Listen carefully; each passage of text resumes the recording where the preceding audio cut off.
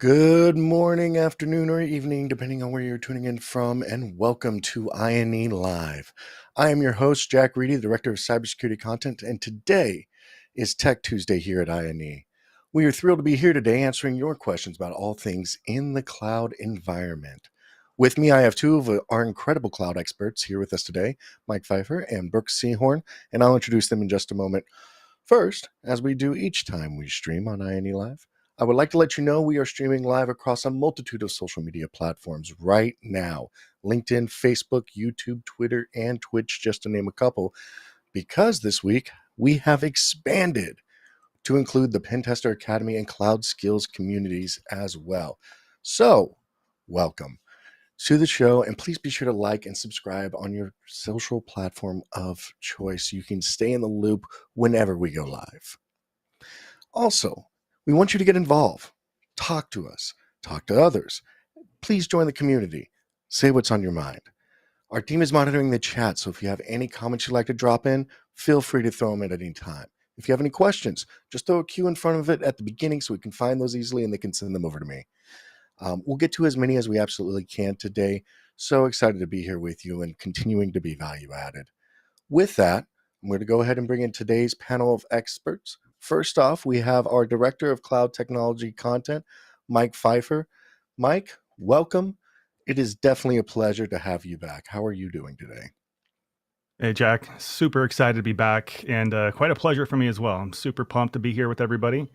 And like you said, I'm really looking forward to the conversation and maybe getting some comments from the people watching and hearing what Brooks has to say. But yeah, for everybody that's out there, maybe from the Cloud Skills community, welcome to INE. And, we've been live streaming a lot here with the team at INE, and we're going to be continuing to do that. So, if you're subscribed to the Cloud Skills YouTube channel, we'd like you to like and subscribe here on INE and follow along because we're going to be live streaming a lot, talking about cloud and security and networking, all kinds of cool stuff. So super excited to be here. Thanks, Jack, for the intro. And thanks to everybody from Cloud Skills and everywhere else from joining the stream today.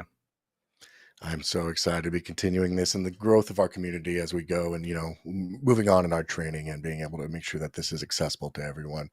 With that as well, I also want to bring in our senior cloud technologist at INE, Brooke Seahorn. Hey, Brooks, how are you doing today? Oh man, doing just fine. If my froggy voice is giving me away, yeah, that's proof. Yeah, I'm not feeling that good. I'm fighting a cold, but I'm so excited to be here today because what the whole subject of security in the cloud is just so interesting. It's just so much fun. And it's a lot of people who start looking at it kind of miss the 101s of doing security in the cloud. And I'm hoping that's something we can sort of illuminate today and bring back to the community. So again, reiterating what Mike said as well, if you're new to this, if you're new to our community, absolutely reach out, ask us questions, get involved, because one of the things that we can do here at INE beyond just, here's the technicals, we can also give you a sort of a value add of experience. What's really happening in the cloud? What's actually happening out there? And what do you need to do to make sure that you're really differentiating yourself in the marketplace? Absolutely. Hey, thank you so much, Brooks, for joining us as always. And, I think a little bit of us, it's that time of year, right? We're all a little Oh, bit yeah. froggy here and there. It comes and Mhm. goes, but, that's the beauty of doing the live show. So, today we're going to be talking about cloud. We're going to be talking about security. What are we doing right? What are we doing wrong? And in that, actually, Brooks, I'm going to kick it over to you. And I'm going to ask you right off the bat, what are the common misconceptions regarding the blend of cybersecurity processes and cloud Mm. architecture? Talking about Yeah. the fundamentals. What are companies getting Mhm. wrong and what are they getting right? First of all, the thing on that, Jack, that really has got me, and I've worked with probably 80 plus different companies out there when it comes to cloud, particularly with AWS. And it just seems like that we are getting the 101s wrong. For example, what does it really mean to be a pen trust tester? How do we pen test correctly? People jump straight into cloud technology and they miss those 101s that you need to be learning. For example, the sort of things you learned if you got the EJPT and I think the CPPT certifications, that low level knowledge.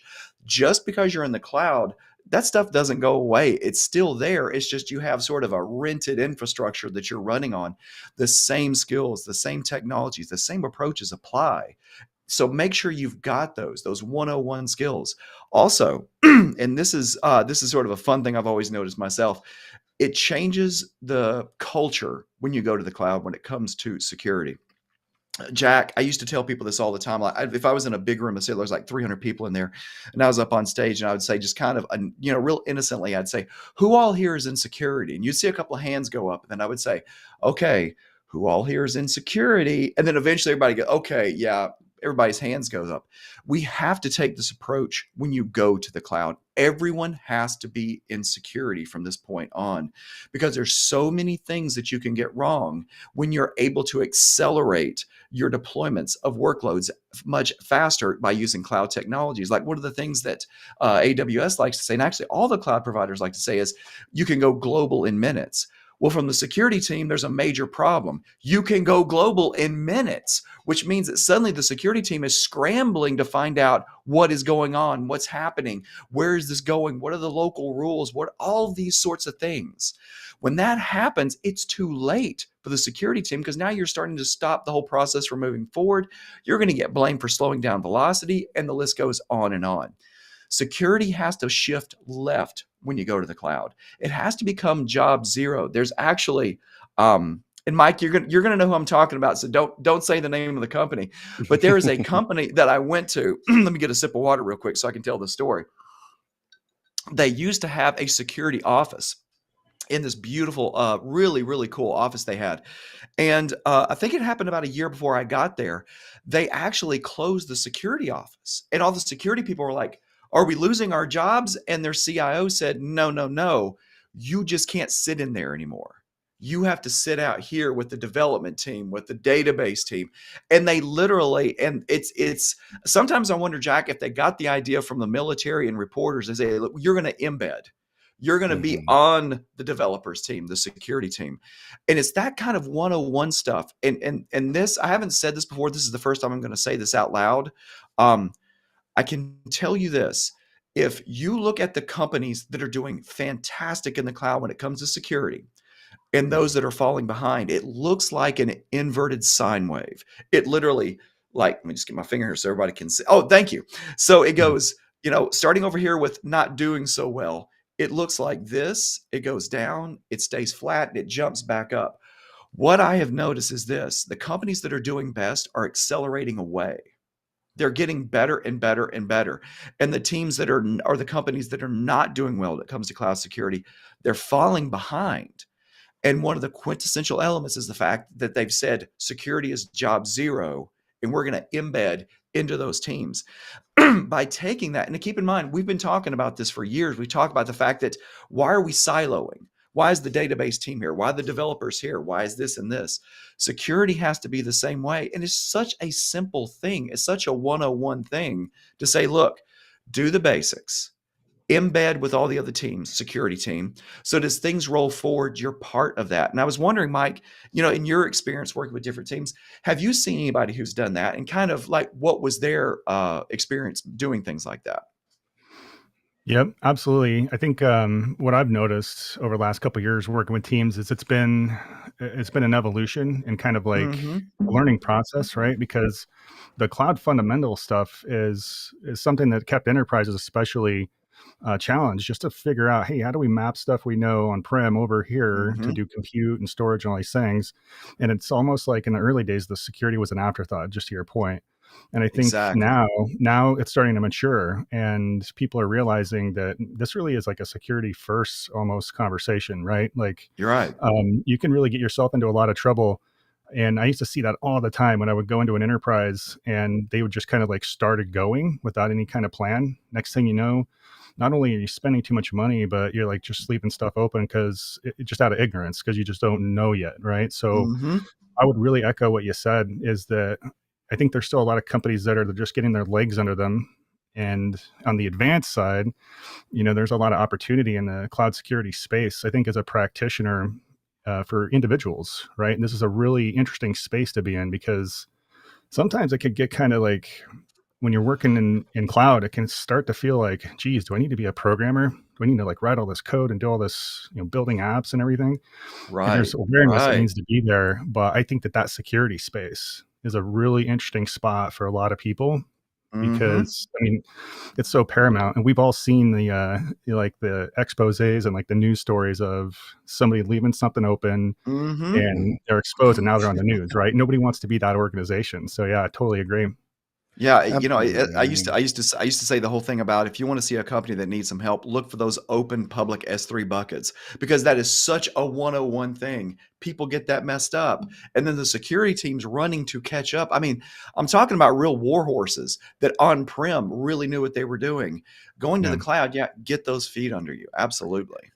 Yeah, and I mean, I can talk about, the instant response parts in the cloud, and one of the most difficult things, I don't know if you guys have familiarity with this when you're doing the response or you're trying to figure out where these incidents are, is just the basics of ownership. Who is actually Mm-hmm. managing this particular instance in this environment, Mm-hmm. in this part of the cloud? When you have over 2,000 devs that are globally spread across, who owns that particular API that's we're all of a sudden catching it in the running in the UK when we thought it was centralized to the agent, that particular area. Mm-hmm. So, kind of touching on that, what would you guys say is would you say there's a greater need to adhere to the fundamentals, or do you think that the automation that's built into a lot of these cloud platforms has got it taken care of for us? Well, I'll jump Mm. in. I don't think that it's definitely I think from a platform security perspective, the clouds vendors have done a good job of, hey, here's how you do network security. Here's all these, firewalls and VPN stuff. And now, over the last couple of years, there's other services that are really nice and complementary that are getting layered on top.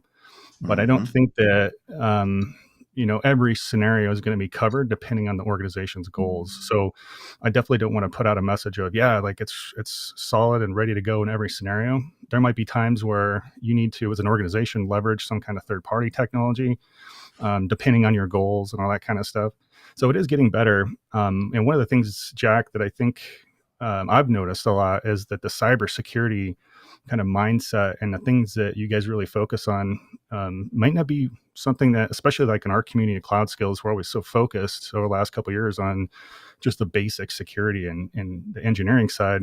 I think there's a big segment of IT people that don't really understand what goes into cybersecurity and, red teaming and blue teaming and a lot of those considerations. And I think that we're just now starting to get into that. And there's other services that are starting to pop up, especially the stuff that helps you manage policy and compliance. That doesn't always seem like a security thing, but when you don't get your policies right, kind of like Brooks touched on this a little bit earlier, you've got a policy that's too permissive. Next thing you know, you're on the news, right, for some kind of data leak or whatever. So, Absolutely. yeah, Mm-hmm. I mean, I think that the whole cybersecurity space, Jack, is something that a lot of cloud technologists don't have a lot of awareness in. Right. Well, that's a really good point. Now, to that point, though, do you think that I mean, Brooks, you talked about embedding the security team with the cloud. And I will tell you that I had open access door to the cloud team. Mm-hmm. They were some of my, best friends after work.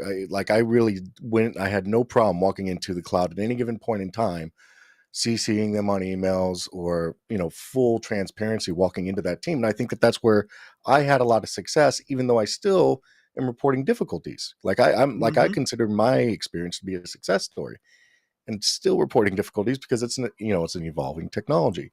Right. Having said that, and starting at ground zero and, removing the doors and putting them, embedding them directly in the cloud Mm-hmm. security, sphere, or I'm sorry, in the cloud administration teams, where do you think the job role of a cloud security architect or a cloud security engineer exists? Do you think that that's just a boutique type of item, or do you think that there's a serious place as we move forward in this job skills path for that Mm-hmm. individual?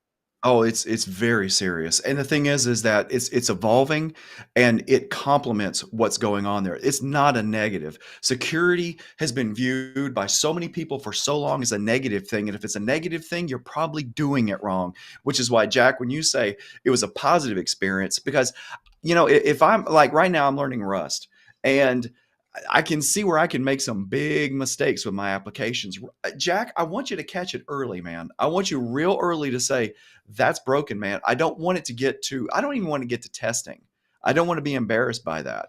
So I would say for anybody who's really interested in this, you're looking at an amazing, evolving career to be in right now, where you can sit out there, you're with those teams, and you can specialize. You can really specialize. You can sit with the developers, you can sit with the database folks, you can sit with the networking folks.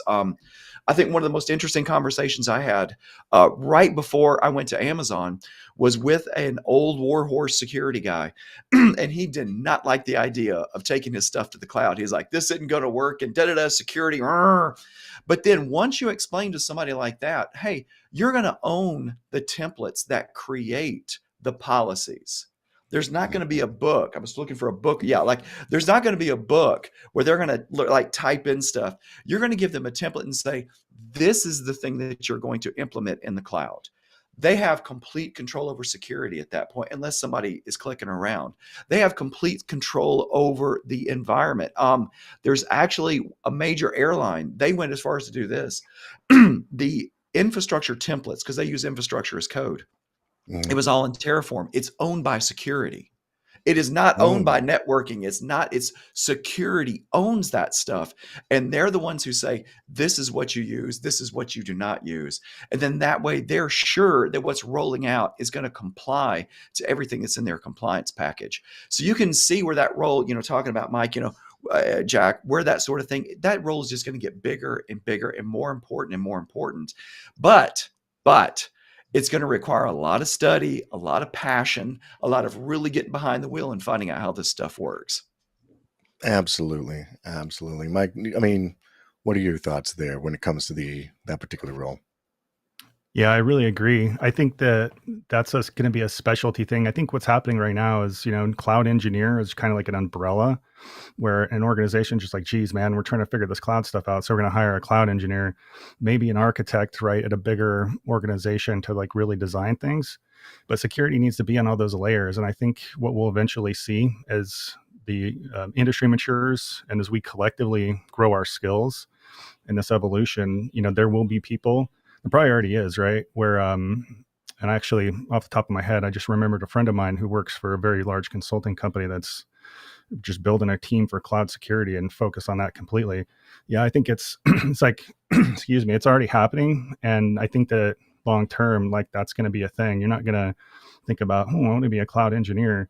You might say, hey, I'm going to be a cloud security expert, right, or of some kind. And I think what'll happen too, as we keep getting deeper into this, there will be like specializations in security for, governance and security for networking. Right. So yeah, man, I think this is very early days, and I think the opportunity is just freaking massive for everybody that's out there watching. Yeah. So, I mean, I'm kind of glad that you talked a little bit about the governance and the data, because I was going to bring up the idealism that I'm really trying to enforce as we do some of these, because we know that we're working on hybrid courseware between us, with security and cloud focused security, things like that. One of the things that I've always tried to enforce there, or, make sure that we're saying a lot, is the importance of knowing what your data is and where it's being stored in the cloud. Can you talk about that, as well as some of the considerations regarding the GRC, so the governance, risk, and compliance considerations? Because, for example, storing data in Germany versus storing data in California versus storing data regionally in Virginia, be it whatever cloud provider you have, is going to mean multitude of different things regarding your business impact, right? Very true. I guess the one thing that just pops into my head on that's awesome though, is that now as an organization, especially a global brand or global kind of company, you can pick, thanks to like these gigantic global, configurations on all these cloud platforms.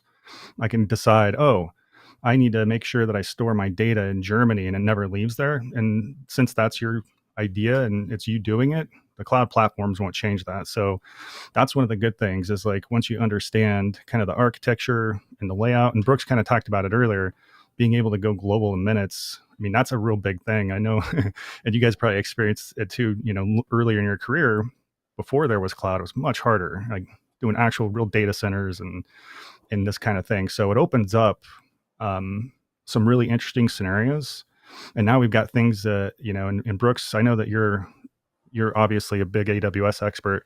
And I know that back in the day, one of the things that we always work on was just the communication across regions, right? Like securing that and that's kind of like that's something you can kind of almost automatically do now, Yeah, So yeah, so absolutely, you anyway, can do it, yeah, and it can get away from you like that too. exactly. Yep. It's like I was listening to Brian McGann do a boot camp once, and this is what I'm talking about. Going back to the beginning of our conversations about the whole 101 thing. When you're talking about a global scale out and you're running things across the globe, we need cloud people like me. Need security people who can stop me from doing really silly things because I had never heard the implication of a particular encryption protocol on the wire and how you needed to be careful about which one you were selecting. Everybody, look, Jack's doing this. You can see he's like, Mhm. which You're one right. you're picking depending on where you are in the world because there's some governance about it. And I was like, what the heck? I've been at AWS I was at AWS for years.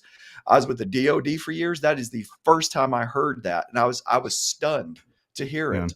But it even goes to things like you were talking, Mike, about, a security person needs to know where the data can be stored and where it cannot be stored, and making sure that silly things don't happen. I keep telling the story about there's a bank up the road, International Bank, and they were going to deploy over into Germany. The problem was that their data analysis tools were sitting in Ohio. And they were about to export all that data over to Ohio, which would have been a fine. There would have been a fine with a GDPR, and it would have been quite big. So that's what I'm saying. When these security people, when you come to the cloud, don't think for a second that you're like getting in people's way. You can actually save us from making huge mistakes. So again, knowing the basics, the low level things, and then being able to implement that in the cloud is huge. Yeah. Fully There's one thing agree. I wanted to piggyback on there, if you don't mind, Yeah, is absolutely. it's easy to and this could be a trap, right? So this is kind of the other side of the coin, where you're like, oh, I can just now pick whatever region to store my data and trust that the platform is going to do encryption at rest, encryption over the wire, and I know that's going to be there. But that can also make you complacent as an organization, and then stop thinking about your responsibility. And Brooks and I have spent a lot of time, and you probably too, Jack, with the cloud stuff, of shared responsibility when it comes to security. You really have to own that on your side to know what are those scenarios where I could get exposed, right? So, I think there's a huge benefit to being able to do things globally and use services that we've never really had access to before. But at the end of the day, you can't punt your own personal responsibilities, and it's on you as an individual and as an organization to figure out what those potential exposure points are. So it's very Absolutely. interesting. It's a kind of a dance in a way. Yeah, Well, I mean, absolutely. it really is, and I think the surprising thing that a lot of people would be at least new to the environment would be surprised by is the amount of terms of service that you agree to whenever you log in and sign up to these organizations that Yes. very explicitly state we are not responsible for these misconfigurations, right? Which means that you're right in your example that you gave there, Brooks. They would have caught a fine because they were, Yeah. they were the ones that were violating the law in there. And just because there's not an automated control that prevents them from doing that, though we all know that you're not supposed to, right? The obviously AWS or Azure is not going to be held responsible or liable for their choice in their configuration, their storage, or the movement of their Mhm. data. Mhm. Talking about that, and you talked about encryption at rest, and real quickly, I want to hit a comment from Daniel. With the evolution of tech and cloud security requiring the IT professional to constantly maintain education to stay caught up, there is also a need for cybersecurity team to be involved in the design build process with business owners, facility operations, and Mhm. employee onboarding, because those people aren't generally tech oriented, and cyber threats are only going to grow. Not to That's mention right. future cybersecurity requirements that insurance companies will demand as the threat and liability exposure grows. Now, I'm not going to dive Yes. into cyber insurance right now. It's not that part of the You Oh, come show. on. don't have 4 hours. Oh, yeah, exactly. However, I am going to, one, wonderful comment, but two, I'm Yeah. also going to mention and ask, we've been talking about the fundamentals. We've been talking about how we need to get security in. Part of being in the cloud, and we kind of touched on this previously, where we said how much coding is actually there as an administrator that you don't expect.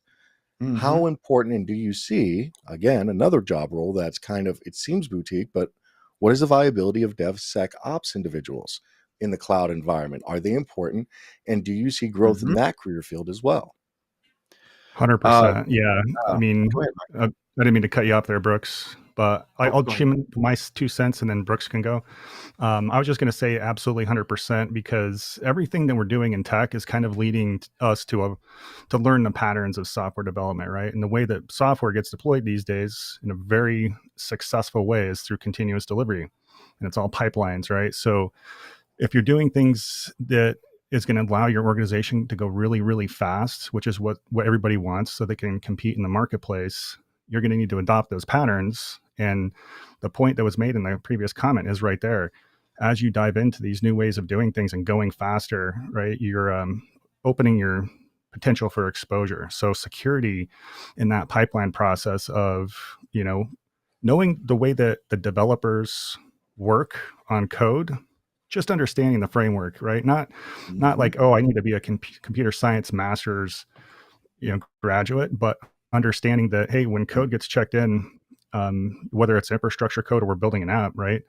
We need to look and see if there's any libraries that might be used that maybe have vulnerabilities that have been identified. We need to scan code and make sure that we're not going to Mhm. put anything out that, so there's a whole like rabbit hole of that. Yeah. And but I think the good news is, like, you don't have to be a programmer. You can take your security skills into that framework, and just like it was said a minute ago, understand what is the right questions we need to be asking. Not that I need to know Rust in any depth like Brooks, right? I can't keep up with that, but my passion is security, right? So I absolutely think that for anybody that's like, geez, I don't want to become a programmer, like, the security space is awesome because you should know what programmers are doing and how they build apps.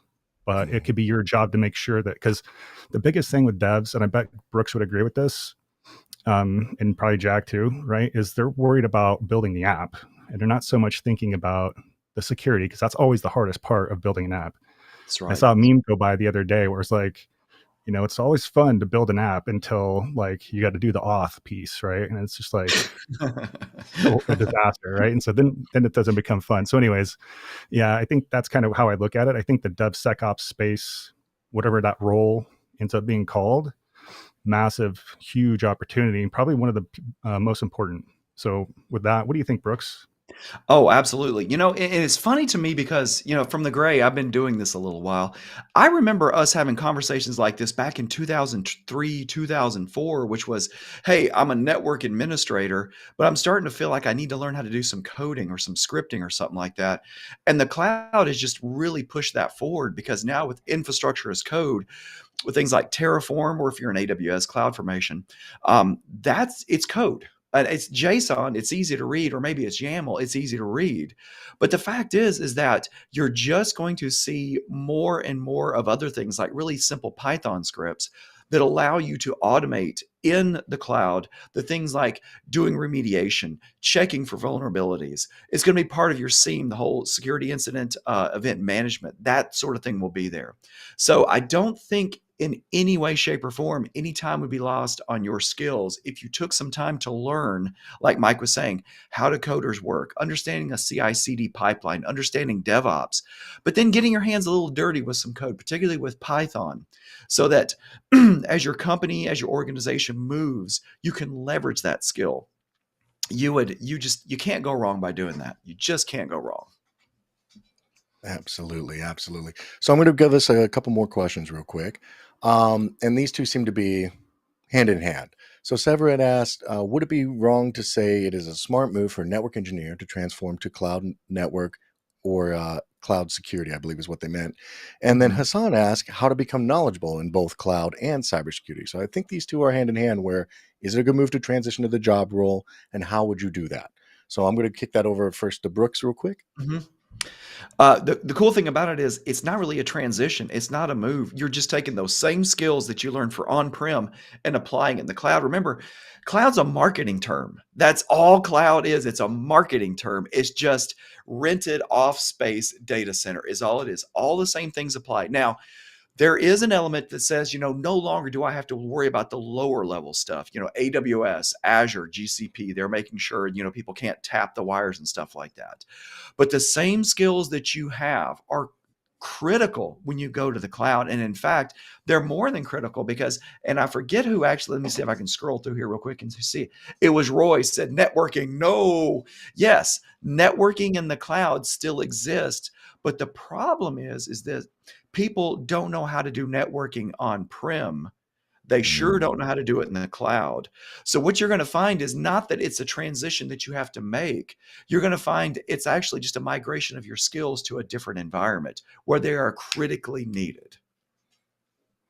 I would agree, Mike.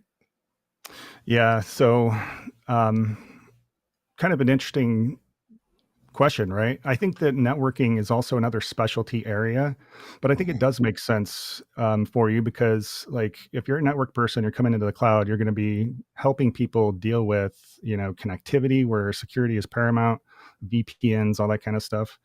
But I think the other interesting concept with this is that, think about, do I just want to do networking? Or do I want my whole world in this cloud thing to expand? Because if you have a specialty in security as well as the networking, that could really take you into a place where you might surprise yourself and be like, geez, man, there's this whole other area of platform security that I had no idea existed. This is really cool. So I would say yes. And just think about that because both are a great specialty area to focus on. I mean, I don't know about you guys, but every customer that I talk to always struggles with networking, and same thing with security. I mean, it's just really hard.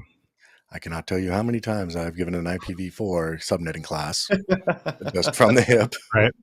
Out of Jack, necessity. I have We've sat talked about this.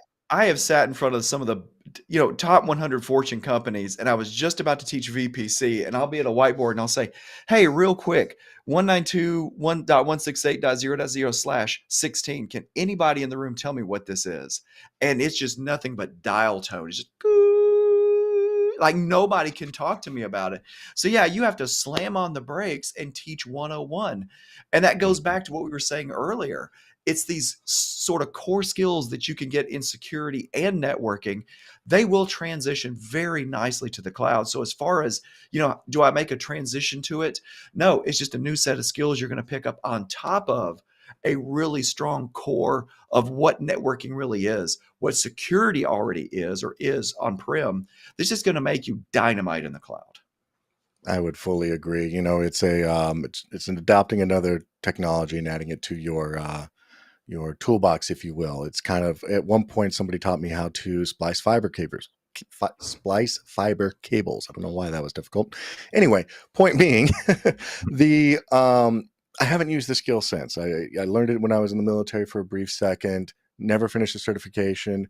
And it's a skill that I know, I understand. It's in the toolbox. Worst case scenario, I could pick it back up and use it again, but I'm not running fiber cables right now. Still really good to know the technology, though. Mm-hmm. So Exactly. true. Yeah, I can totally relate to that, Jack. I've got so much a perspective over my career that I might not be using today, but it just helps to understand. Something new comes out and like, oh, I got all this background knowledge. It really contributes to that. So yeah, Well, I so agree with both the way those. I came up is I started off as in networking. I was a systems administrator, then transferred into network administrator, and then network security monitoring, which led to network security analyst, and so on and so forth. So I was very heavy at first in the Cisco and the whole networking realm. But I have found that when I transferred into incident response, security response, all those investigations and things, having the perspective of an administrator to be able to pour some water on the fire of the incident response team and say, hey, this is just a bad behavior coming from an administrator. This isn't necessarily immediately evil, right? We don't like to see a Hiren's boot disk on the system because that usually means someone's trying to pop the administrative password. That doesn't necessarily mean that the person doing it is doing it nefariously. It could just be an administrator doing things improperly, right? It doesn't always mean that the world is burning. So having that That's a perspective, good I think, point. is important when you talk about doing that merge over from one skill set to another. And I think that, we like to think of technology as this straight line, and this is just a single career path, and where there's a dead end where we're all CISOs or architects. Realistically, though, I think we know, being around for a while now, it's a mesh. It's where your interests are, and it allows you to transition into those things every couple of years. When you're bored you know what, I'm kind of done with this. I have a friend of mine who just picked up out of instant response, moved over to the crypto realm because it was new to and interesting to him, you know? Mm-hmm. Yeah, Yeah. I got a buddy yeah, up the road. He's a lawyer, a darn Hmm. lawyer. He's getting into cloud law. And it's absolutely bizarre that there's a whole field out there. So it doesn't matter if it's security, networking, or law. There's so much space in the cloud where we're still filling in the spaces. Even though this stuff has been around for a minute, we're still learning how to do this. We're still trying to figure this out. I guess, Mike, this is one of the things I wanted to ask you in your experience, because it almost seems to me like what cloud does is it brings out the things that we may not want to admit it we're doing wrong. It like casts a mm, light on it. It's something strange about that. it really does. That's a great point, Brooks. It exposes your weaknesses as a technologist and as a Right. technology organization. Absolutely. And Mhm. there's a lot of pressure coming from big tech, right? Look at Google. Mhm. They invented Kubernetes and the way like everything is kind of moving towards, but most companies aren't Google from a culture perspective, right? So that's Mhm. kind of one thing. But I think that you both are spot on. I mean, letting things evolve and then being there for the opportunity moment and not being so married to like a destination, kind of like Jack said. It's not going to be linear. Mhm. It's going to unfold. And just getting in Right. the game, being a practitioner and being open minded to trying stuff might put you in a really interesting spot. So I'm glad that Yeah. you guys both touched on that, because I think that's why I'm most excited about this, right? Is because, Mhm. man, where's it going to head? Like, we don't know. Yeah. It's going to be Right. Well, I awesome. mean, and to be fair, worst case scenario, wait a couple months and things are going to change in the technology anyway. Like Exactly. you'll always have something to Yeah, learn. that's right. Don't wait too long, right? It's just going to keep changing on you anyway. Yeah. Exactly, exactly. Every time, I was in the middle, I think one time of implementing an IAM project, so Identity and Access Management, for those not familiar with the acronym. But I was in the middle of implementing an Identity and Access Management project, and we were testing out a bunch of vendor solutions and everything else like that. And then all of a sudden, AWS rolled out a built-in solution, and it was like, nope, that's the new answer. Guess what we're learning? Yep. Right. That happens. I saw that It happen a really does. lot when I was at AWS. Startups building something that wasn't in the platform. The next Mhm. thing you know, AWS creates it, and it's part of just what you get for free. And next thing you know, you're out of there. So you have to Mhm. be very open minded and ready to move in this industry for sure. But also, don't let that paralyze you, right? Oh, Yeah. and on Go that ahead. point, Mike, something freaky about that. The thing I've seen, because we talk about multi-cloud, hey, my voice cleared up. Something we've seen about multi-cloud is this: a lot of people want to go between different cloud providers. They want to use AWS, Azure, GCP, OCI, whoever. But, they bring out that new service that's so cool. Like AWS has some new service or something like that. Azure just came out with a Cloud Defender that, in fact, can read your AWS resources. They help you with compliance across different clouds. But it doesn't matter. Those fundamental security skills that you learn, again, for like doing things like getting your EJPT, they still apply. They're still relevant. I was thinking about when you guys were talking about something earlier. There was, a lot of customers, when you try to get that, what we used to call in the DoD, the ATO, your authorization to operate, you had to get Hmm. that cyber package together. Hmm. A really quick way to mess up your ATO is to make sure you don't have all the controls in place. And so you're looking at your controls, and one of them can be like, what is the physical access? How do you guard to your servers? And that's where having that fundamental knowledge and going, okay, wait a minute, in the cloud it's different, but I know how it works up there. And you can go get like those artifact documents from AWS. You can look at them and go, yes, Hmm. this absolutely meets the control that I need to get my ATO. That's a Yeah. big deal. So Hmm. actually, I used to work for the Marine Corps' ATO office right after I got out, and I will tell you that with the cloud adaption, they recently actually just added AWS as a cloud vendor in that control section for physical security because they were running into that issue where what's the Right. physical controls? It's in the cloud. Right. I don't know. You know. No, no, no, no, no. See, that's the thing, because if you know security, if you understand that low level security, you can go into things, and let me just name the service. It's called AWS Artifact. And you can Mhm. go in and you can pull down those documents that AWS has, the attestation, the third Mhm. party stuff. But it doesn't matter, because you still need that core knowledge of, why am I getting this? Well, it's because somebody could go in there and tap a wire. That's Yeah. why. And having that low level stuff makes, this is a big deal. We need to have Mhm. this. Actually, I was doing a site visit once to an office space that was about 200 people, and we were implementing a tap to collect the network traffic to inspect and see if there was anything there that wasn't supposed to be, which would be any type of unexpected presence, right? We gain access to this building. We go into the server room. We are installing a big server that has, about a couple terabytes worth of storage capability and can Mhm. pull all this network data off this line. Come to find out, their entire building is reliant on one single cord that's plugged into the wall with no ups attached, and it goes Wow. directly to the DSL backbone. And Wow. we also got just access to the building. Like, we're having to show Yeah. IDs, we're having to show up in uniform to match our IDs, and all this stuff with the local perimeter security, and that was all Yeah. great. Yeah. But then they didn't even have an ups on their actual server for their entire, hub.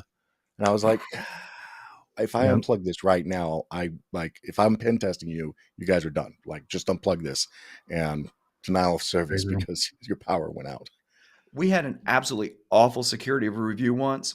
At the front door, there was a big button that was the power cut in case of Mhm. like a fire or something like that. Hmm. And we had at every other place, you have the magnetic doors where you walk out, you hit the button right there on the side of the door, it releases the magneto, and you can go out.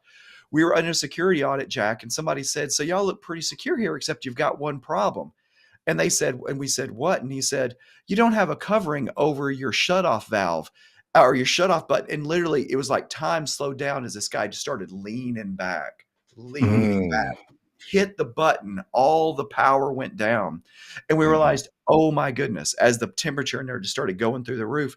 But again, even though AWS is supposed to be taking care of that, having that security knowledge, understanding those sorts of things, that's what organizations need. That's what companies Yeah. absolutely must have. And having that low level knowledge, it's what it's all about. Well, I think it's that, and also understanding and being. I call myself reasonably paranoid based on my background, my history, and the fact that I work Yeah. in security. I Yeah. think of risk in a different way, and I constantly will go, "Whoa, whoa, whoa, hold on, let's talk about this or whatever else." But the reason is it's part of my job, and it has been part of my job for over a decade now, and plus the military background and all these different transitions. And with that, I Hmm. think it is extremely reasonable to alter your mindset slightly to think as an adversary were. For example, one time we were taking a look at a working environment that had a door. It had a kind of like what you were describing with the metal door or the magnetic locks, Brooks, where you would push a button to go out, and then you would use a key card to get in, a biometric Right. card. I think that Right. one had a fingerprint. Big glass door, really expensive looking, and it the the problem was that there was a proximity sensor, and it was a double door, and they failed the physical security because we took a piece of paper and we put it right between the middle of those double glass doors that looked really fancy, and we just wiggled it, and the proximity sensor went off. And we were able to get bypass the Wow. physical, and I Wow. believe there was a biometric control. It was kind of ridiculous. Wow. We should So do an it's one of episode those someday. things where, say it again, Mike. Oh, sorry. I didn't mean, I thought you were done. I was just going to say we should do an episode someday of like IT horror stories because these are awesome. Oh, yes, I got so many to please. Ooh, share. hey, Yes, that's definitely something we please. can get scheduled. That would be some fun ones. I know. But I was but having yeah, flashbacks when so you guys it are goes back. talking, man. I'm just like, man, there's so much. Well, I think Brooks is right here, where if you understand the basics of what a threat is and what a risk Yeah. analysis is, and you start Yeah. able to just do that in your head as you go, right? Yep. Right. It's kind of like a professional baseball player, right? He doesn't think about the mechanics of the swing whenever he's connecting with the ball that's been thrown at him, right? They just Yeah. Mhm. they do it. They just go Yeah. through with it like muscle It's memory. habitual. Exactly. You And know, in the one thing, business, go ahead. I'm sorry, I got a little bit of latency. I apologize for keep cutting you No, no off. worries, no Um, worries. One thing I just wanted to touch on that I've heard you say a couple times just in this conversation today that I think is a key point is the soft skills aspect. You've mentioned a couple times and not jumping to a conclusion as a security person right away, and I think that Mhm. that is probably a skill that probably takes time to develop. But if you're thinking about it up front, And some of the other things you guys were saying to me were kind of like that, where it's kind of like sidebar stuff where you're not going to hear this from marketing necessarily, right? That sometimes you can just kind of skate through, or there's these social engineering things, or there's cultural considerations as well. And so anyways, I just that's what I love about the conversation today, you guys, is you're not going to get all that from a book usually. So this is good stuff.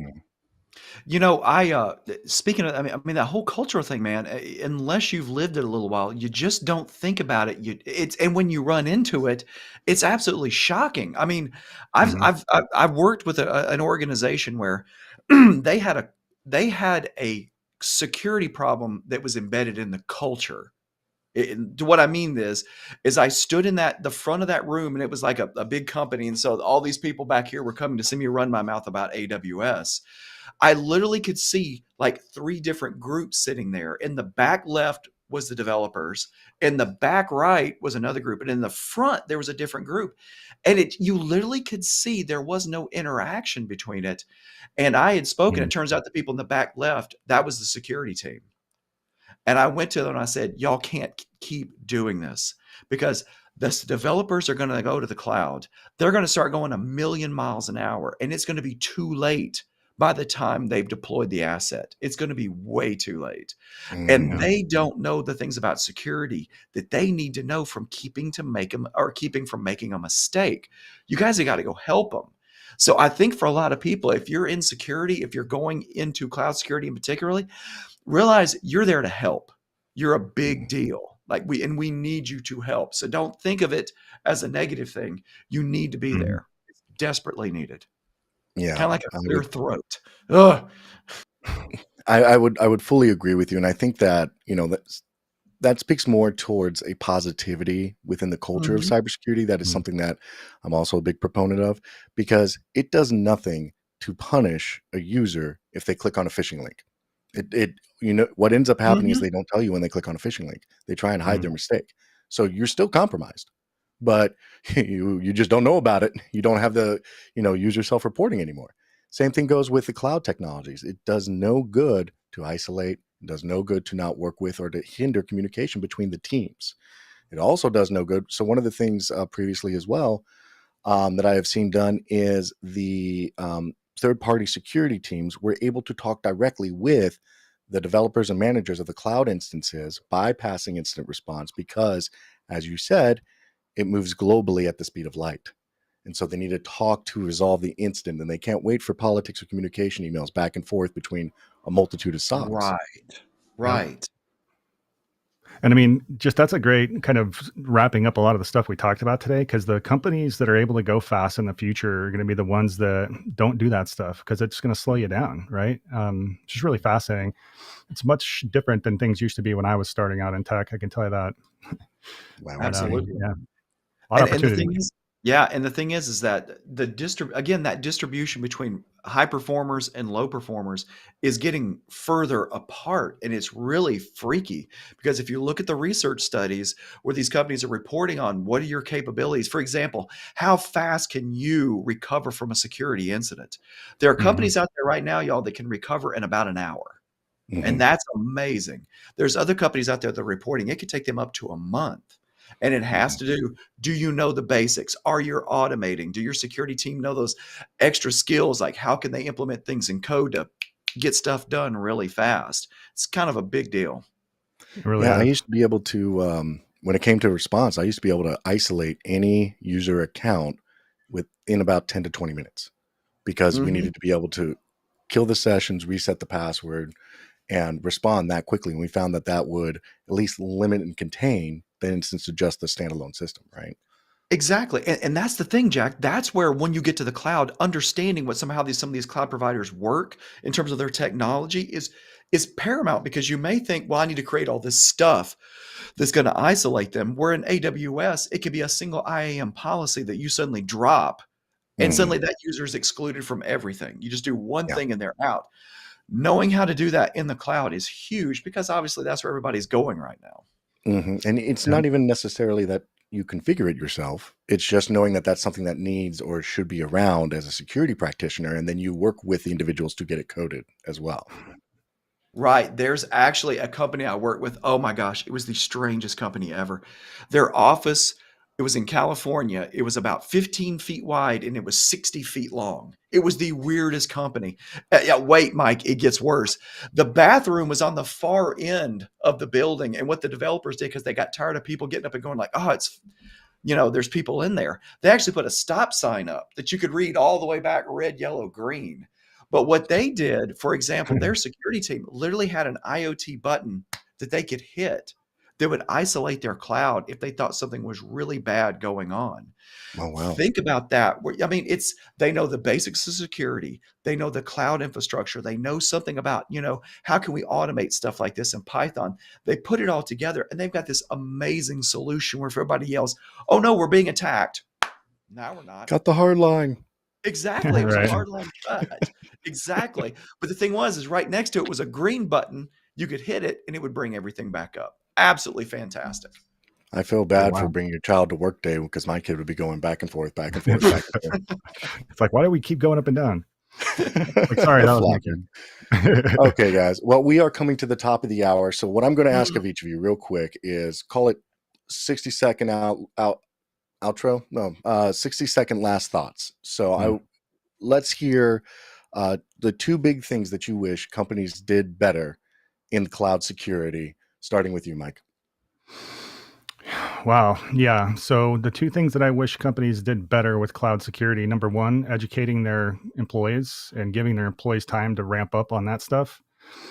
This has been a good conversation for me today, just to remember, when you're not focusing on security, you will be exposed at some point. And I know that happened to me early in my career when I was reading books on how to build apps. When the author wasn't thinking about security, and neither was I.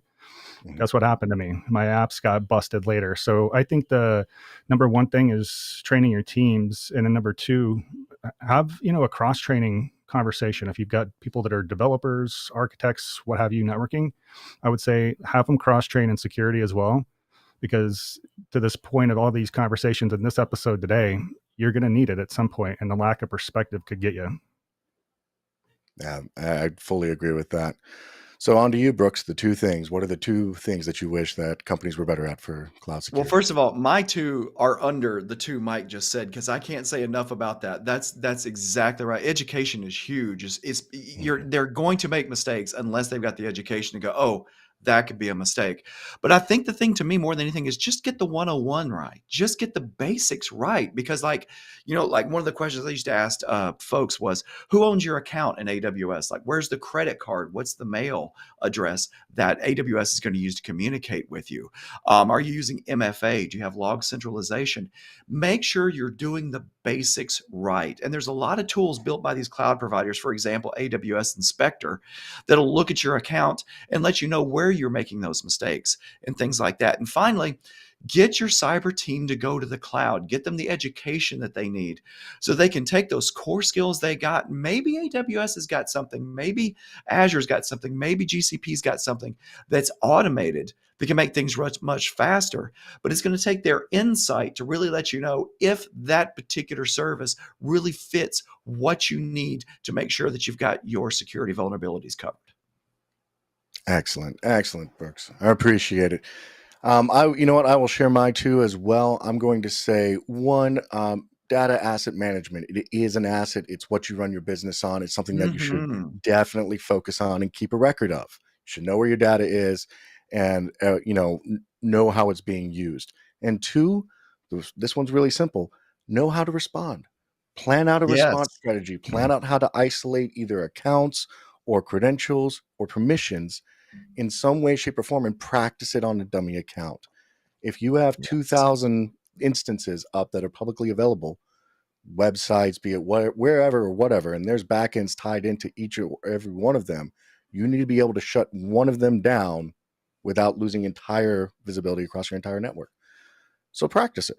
It's practice just in case things go wrong. It's kind of like a fire drill. Dang it. That's such a good one, Jack. I feel like you stole it away from me. Have a game day. Have it. No. You got to finish strong, Brooks. That was a great finish. It was. That was. Have a game day. Game days are freaking awesome. Yeah. Cool. Not just a war table, not just sitting down and talking about it, but actually practice it and do it in the blind on a random once a quarter randomly walk into the, your cloud team and go, hey, this account, shut it down, and just see how long the Absolutely. response time is. Yeah. By the way, just for everybody out there, that is one of the fundamental ways you can check on your cloud maturity. Ask the question, Mhm. can we have a game day where we replicate our production environment someplace else with Mhm. minimal effort on the part of the architects? If they go, you have a problem. You've got a There you go. problem. I mean, the automation is there, the security is Yeah. there. You just got to make sure that the processes also back it all up. Yeah. Oh, that So, was such a good one, Jack. Thank you for oh, saying that, thank man. you guys. Well, Mike, Brooks, thank you so much. As always, it is such a pleasure talking with you guys. I really enjoy the times that we get to spend together, and I will be talking with you later. Thank you again so much for your time and the value. See you, Thanks, everyone. Jack. Really enjoyed the talk. Yeah. Thanks, guys. Excellent. So, guys, as we are coming to the end here on this INE Live, I appreciate you so much. Thank you for tuning in. And I want to remind you again, we are streaming live across the multiple social media platforms, LinkedIn, Facebook, YouTube, Twitter, and Twitch. Plus, we've expanded to Pen Tester Academy and the Cloud Skills communities. If you're part of those communities and you're new, welcome again. This has been an INE Live. We do these once a week, as well as some special items sometimes on other days. So please make sure that you are subscribed, followed, whatever that button is, to get the notifications and updates as we are going live or what we are planning on. Thank you so much for your time today. We definitely appreciate you coming here, and we will talk to you later.